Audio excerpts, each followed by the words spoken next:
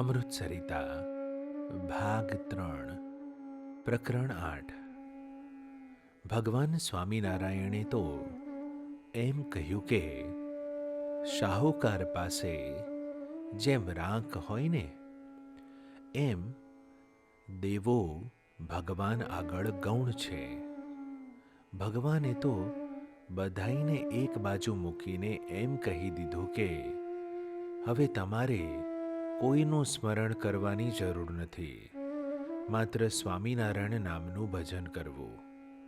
મારા નામની અંદર બધા જ અવતારોના નામનો સમાવેશ થઈ જશે. એ ભગવાન સ્વામિનારાયણ આપણને ઓળખાયા. ગુણાતીતાનંદ સ્વામી કહે છે કે જે રીતે હું ભગવાન સ્વામિનારાયણને જોઉં છું ત્યારે મને એમ લાગે છે કે ભગવાનનું પ્રાગટ્ય એ થોડા માટે નથી, પણ સારા એ વિશ્વમાં ધીરે ધીરે પ્રસરી જશે. અને એમણે એમ કહ્યું કે હજી તો પાંદડે પાંદડે ભજન થશે. પાંદડે પાંદડે ભજન કેવી રીતે થાય? સત્સંગ કરાવવો, એ સિવાય કોઈ વિકલ્પ ખરો? પાંદડામાંથી સ્વામિનારાયણ સ્વામિનારાયણ દિવ્ય નાદ નીકળે તો બધાયને આશ્ચર્ય થાય કે આ શું?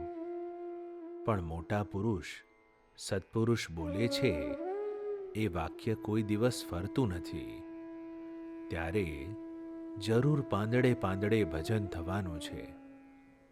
એ એક સમયની વાત છે. સમય તો તમે જુઓ ને, વૈરાજ પુરુષનો દિવસ અને રાત્રિ ગણો તો આપણો કોઈ મેળ ખાય ખરો?